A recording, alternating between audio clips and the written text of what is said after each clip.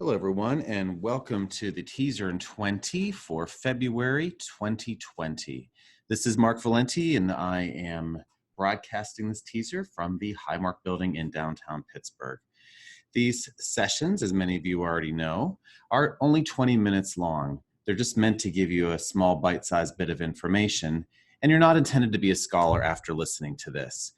I've actually worked with many of you who have listened to some of these teasers who said, hey, Mark, can you come and talk to our group for a little bit longer time, which I've been happy to do. So if you see something that interests you, this is only supposed to be a teaser, let me know.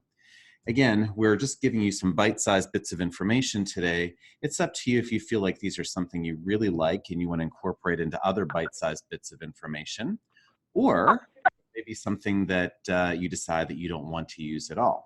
Now, I will say very quickly that we actually had some issues last time with our monitoring of our muting, and I'm pleased to say that I've mostly fixed that. So if I happen to hear anything, I will let you know.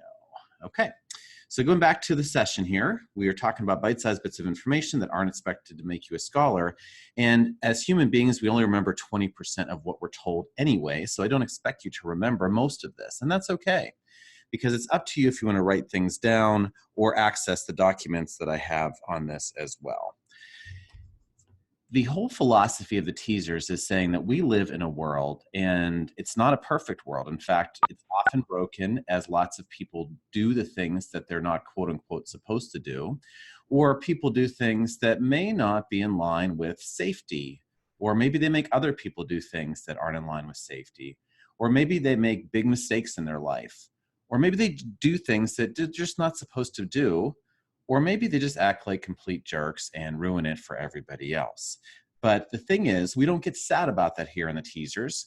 We actually say, this is reality. We embrace this imperfect world, and we want to learn from it and improve upon it. So we have a lot of great resources out there, everywhere from the Harvard Business Review to Psychology Today. We pull it all together and give it to you in these bite-sized bits. We try to put it through different frameworks, including behavior change, saying that people only change behavior whenever knowledge, importance, and confidence are there. And if you are part of Highmark or Allegheny Health Network or Gateway Health, you actually have access to previous recordings of these sessions on My Learning. So do a search out there for the word teaser, and you'll find many of our teasers that are recorded out there, and also the mock talks that Brittany Wilson and I do. If you're not part of those organizations, you can access our new activation station on YouTube, where you'll also find some of these recordings. So that is up to you, and feel free to share. As always, these sessions are rated PG-13, meaning we may talk about things that may be offensive to somebody who's under 13. So if you have kids listening at home on this snow day, just wanted to let you know. Today's teaser is giving gratitude. Now, this is a session that I did about 2 years ago, so I'm resurrecting this because I made some improvements, and it's a really relevant topic. Or maybe I'm just being really super lazy and didn't put something new together. But actually, this is a lot of new information, and it's a relevant topic for today's world. So I want to start off this teaser by talking about a story from Inc. magazine. And in the story, a consultant talks about his relationship with a Fortune 500 company and his meetings with the CEO in that office. So after the CEO's executive assistant had been particularly helpful, the consultant sent an email that said, I hope your company and your boss know and let you know how valuable and special you are. So much to his pleasant surprise, he received an email from the executive assistant who said, you don't know how much your email meant to me. So the consultant started to wonder, does this person really know how much she's appreciated? When's the last time her boss thanked her? Another story that's also featured in the same article talks about a professor at a university who started thinking about the people who had a positive impact in his life. He remembered in particular a school teacher who had gone out of her way to instill a love of poetry in him. He hadn't spoken to her in many, many years. So he sat down, sent her a letter thanking her for all of her work. He found her address, sent it out, and lo and behold, a short time later, he received this reply from the school teacher. She says, my dear Willie, I cannot tell you how much your note meant to me. I am in my 80s, living alone in a small room, cooking my own meals, lonely, and like the last leaf of autumn, lingering behind. You will be interested to know that I taught school for 50 years, and yours is the first note of appreciation I ever received. It came on a blue cold morning, and it cheered me as nothing has in many years. The teacher's note brought the professor to tears, and he began searching for others who had shaped his life just to say thanks. Now, your stories may not be as dramatic as the ones I just talked about, but even think about the drive-in. If you happen to drive in this morning, and this is a picture that I took while driving very safely, and somebody may have cut in front of me. Immediately, I have an emotional response to that. However, the moment I see a hand that says thank you, my feelings change. So I don't know how many of you also have experienced that, but the power of gratitude goes a long way. And as we think about gratitude and thinking about in our lives the people that have helped us, I want to stop and ask the question, where does gratitude start? How do we learn it? And like so many things, it starts in childhood. And we find that people who are more gracious and express gratitude as adults have been exposed to this as children. And they are living and have lived in an environment where their parents and other influencers have shown gratitude to each other and thanked the kids for doing something as simple as chores. And it really started making this the norm. Perhaps they encouraged their kids to send pictures to grandparents, and the gratitude that the grandparents expressed had a positive impact on the kids. Or maybe these kids lived in an environment where they were encouraged to give back. Maybe they were told or asked to volunteer in food banks. Or in this picture, for instance, this little girl grew her hair and her family encouraged her to donate it to kids who were going through chemotherapy. We find that families that express gratitude toward each other and in front of each other actually promote gratitude within and also without as people go out into the world. And what we find is that the more young people become more grateful, they feel happier overall and more satisfied with their lives. In addition, it may make them less likely to lash out at others when they lose a game or feel hurt in some way. They may feel less like someone else's success means their failures. So what exactly is gratitude? Well, gratitude is from the Latin word gratis, which means pleasing or thankful. However, there is a difference between gratitude and thankfulness. Thankfulness often means nothing more than saying the words thank you. Saying thank you is a good act. There's nothing wrong with it.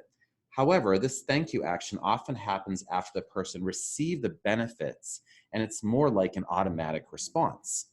Gratitude is actually a way of life for someone.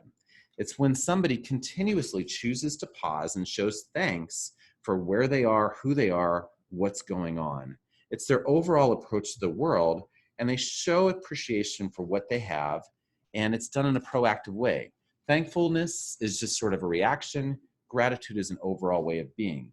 And it's sort of like when you go back to what happened with Elon Musk a few months ago. He was testing out his new armored truck, and if you remember this, they actually tried to test it on stage and they broke the glass. This is supposed to be unbreakable glass. And overall, he had a very positive attitude about it. And I think actually the sales of the truck went up after this demonstration. But this overall positive approach to this situation in life in general by Elon really contributes to his overall appreciation and his overall positive attitude and overall lower stress life. And this overall gratitude, like I mentioned, is not about just saying thanks when something happens, but it's saying thanks just for the heck of it. So sending out a card that just for no reason other than to say, hey, thanks for being there for me and putting up with me. And I want to also talk a bit about what gratitude is not. Gratitude is not the same as indebtedness. While both emotions occur following help, indebtedness occurs when a person perceives they are under an obligation to make some repayment of compensation for the aid. Now, the emotions lead to different actions. Indebtedness can motivate the recipient of the aid to avoid the person who has helped them. So it's not about giving something back or feeling obligated to give something back. Many of you know that we focus on motivational interviewing, which is how do we help people change. And motivation, of course, motivational interviewing is about getting to people's intrinsic motivation, where people want to make changes because they want to get better at something or because they're dedicated to a higher purpose. And the goal of motivational interviewing is to activate somebody to do something intrinsically, and there are 4 steps. The first step of motivational interviewing, and this is not a motivational interviewing class, is engaging. And we engage somebody by building a relationship. So it could be a healthcare provider, whether it's a physician, nurse, social worker, pharmacist, who's talking to a person. And the goal of that relationship between the provider and the person is to promote that intrinsic motivation. And you cannot help guide that person to change unless there's an existing relationship and engagement. Likewise, if family members, people you work with, others, you're often only focused on a relationship, and sometimes you help promote behavior change. But the goal, again, is you must have a relationship to even help somebody make a change. So let me give a specific example. If a child helps you clean up the kitchen counter after dinner, you can either say, "Thank you so much for helping me clean up the kitchen," which is expressing gratitude, or you can say, "You did such a great job cleaning up the kitchen." The first one, thank you, is focused on your gratitude and thus the relationship. The second one, "You did such a great job," is focused on the child's actions and is intended to promote self-reflection and confidence. With personal and family relationship, the goal is to balance both. Same thing with patients. People who come in and are struggling with their medication, if they actually bring their medication in, you can say, "Thank you so much for bringing your medication," which is expressing gratitude and focuses on the relationship. But if that's all you do, then you never promote that autonomy in the patient themselves. So saying thank you is fantastic for relationships, but if instead you say, "You did an amazing job of taking in your medication today. I know it was difficult for you, and yet you still did it." So that really focuses on the patient's actions. But again, this is not about motivational interviewing today. I just want to talk about the differences between saying thank you and promoting somebody's confidence by calling out their positive behaviors. So what are some of the benefits of gratitude? We talked a bit about what gratitude is, what it isn't. As we look around the world and we see the positives of gratitude, the person who waves thank you to you whenever they cut in front of you, there's also a lot of negatives that happen in the world too. And it's easy to feel overwhelmed by all the negatives out there, especially when we start talking about worldwide epidemics like the coronavirus and a lot of the things, of course, that are happening in politics right now. So I want to talk about the 3 benefits of gratitude, as I did a lot of research on Harvard Business Review, Psychology Today, and I pulled together just these 3 basic benefits of gratitude. The first one is that it builds better relationships. It's really about sharing our gratitude. And when we do that with our partners or friends, they are more generous and kind to us. It makes them feel better and we feel better too. And when we express gratitude at work, we can more easily gain the respect and collaboration of those we work with. So if we go out to lunch and we're thankful for it, it really promotes that collaboration. It may also serve to reinforce future positive social behavior in the recipients of our gratitude. So for example, there was an experiment that found jewelry store customers who were called and thanked showed a 70% increase in purchases after that. In comparison, customers who were called and told about a sale showed only a 30% increase in purchases, and customers who were not called at all did not show an increase at all. So expressing gratitude after a purchase showed a 70% increase. In another study, regular patrons of a restaurant gave bigger tips when the server simply wrote "thank you" on their bills. From a neurological perspective, it looks like gratitude and kindness often overrides the quote unquote every person for themselves approach, even when it comes to survival of the fittest. So gratitude and expressing gratitude is a very powerful emotion. And the study shows that gratitude is a fundamental thread that holds our social fabric together. So the second benefit of gratitude is that it helps you and your mental health. And when we feel grateful for our day-to-day, we find more meaning and satisfaction in our life, and it's associated with decreased anxiety and depression and increased social support. And it actually shows that we make some connections in our brain that are related to the release of dopamine, which are typically associated with feelings of happiness. In fact, some research shows that dopamine levels rise in anticipation of the thanks. So while dopamine makes us feel amazing, its real job is to act as a positive reinforcer. It motivates us to work again, to explore. Receiving and sharing gratitude promotes this activation. That's why if you look at Gallup, there's one question that says, in the last 7 days, I've received recognition or praise for doing good work. And it's responsible for 10 to 20% difference in revenue and productivity, because employees who report that they're not adequately recognized at work are 3 times more likely to say they'll quit in the next year. But it's based on this idea that the dopamine receptors shows that we really want to get this gratitude. And if we get it, in about 7 days, it wears off and we want it again. That's why that Gallup question is focused on 7 days. And when the expected praise doesn't materialize, our dopamine levels drop, which leads to employees to avoid thankless tasks. Third benefit of gratitude, it helps with your physical health. In part because you are more grateful and happy, this actually helps you get more sleep, which gives you more energy, which gives you more opportunities to increase your physical activity.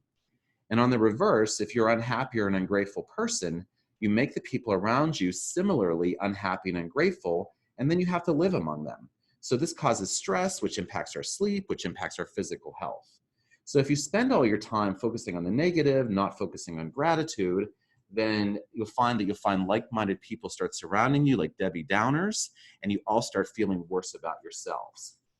And this is why gratitude has been shown to decrease stress and increase mental strength. Being grateful, especially the expression of it, is also associated with increased energy, optimism, and the ability to express empathy.